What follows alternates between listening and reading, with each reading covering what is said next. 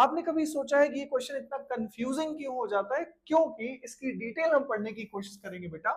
Triangle ABC एक हमारे पास given है, तो मैं ट्रायंगल एबीसी बनाने की कोशिश करता हूं, बट क्योंकि ट्रिग्नोमेट्री है बेटा तो मैंने 90 डिग्री पहले ही बना दिया है, राइट एंगल ट्रायंगल पे वर्क करेगा।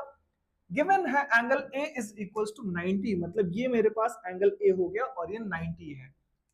tan c दे रखा है बेटा, tan c इक्वल्स टू √3, हमें पता है कि tan c is equals to √3 given है, तो पहले मैं यहां पे लिख लेता हूं बेटा tan c is equals to √3, right. हमें पता है कि tan में √3 कब आता है, वैल्यूज हमने लर्न कर रखी है बेटा, तो हम यहां से लिखेंगे कि जो हमारे पास tan 60 होता है वो √3 होता है, तो मतलब c पे हमारा 60 होगा बेटा, राइट। तो ए ये है मेरे पास, बी को अगर मैं ये बना लेता हूं बेटा तो सी मेरे पास ये हो जाएगा। तो सी हमने पता किया कि हमारा 60 डिग्रीज है। सबसे पहला स्टेप होगा इस क्वेश्चन को सॉल्व करने का। तो आप मुझे बता सकते हो बी कितना होगा? यार ऑब्वियसली एंगल सम प्रॉपर्टी से अगर ये 90 है, ये 60 है, तो ये कितना हो जाएगा बेटा? 30 हो जाएगा, क्योंकि एंगल सम प्रॉपर्टी से आप बताओगे कि इन सबका सम 180 होता है। एक बार देख लेते हैं। So 90 plus 60 plus x is equals to 180 हो जाएगा बेटा।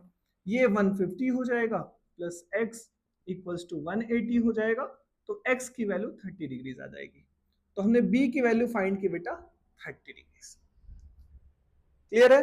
नेक्स्ट हमें क्या फाइंड करना है बेटा? Sine b cos c cos square b, right. मतलब थीटा हमारा चेंज हो रहा है, कभी हम 30 को लेंगे, कभी c पे मतलब 60 लेंगे, फिर b आएंगे, फिर बेटा 30 लेंगे। यहाँ पे वैल्यू को बहुत प्रिसाइज रखना है।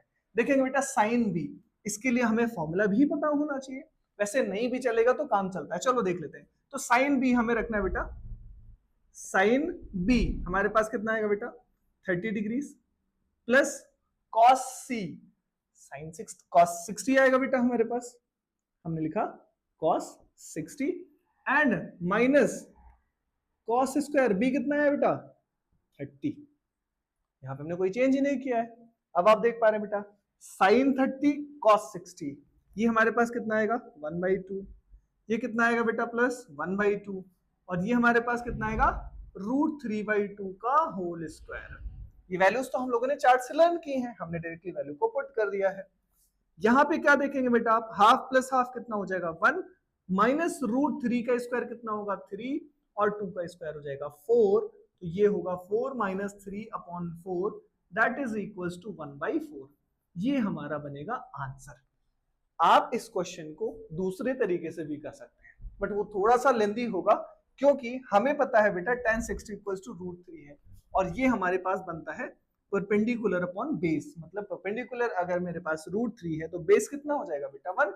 यहां से आप हाइपोटेन्यूज भी निकाल सकते हो, देन आप वही फॉर्मूला यूज कर सकते हैं, पाकिस्तान भूखा प्यासा हिंदुस्तान हरा भरा, हमने कर रखा है इस फॉर्मूले को, और यहां से भी फाइंड करेंगे तो भी 1/4 आएगा। बट क्योंकि हम लोगों ने ट्रिग्नोमेट्रिक चार्ट की वैल्यूज को लर्न किया है, तो हम उस वैल्यू को यूज करेंगे और यहाँ पे फॉर्मूला निकालने की कोशिश करेंगे। बेसिकली हमें सिर्फ यही फाइंड करना था बेटा, तो हमने फाइंड किया, दैट इज इक्वल्स टू 1/4।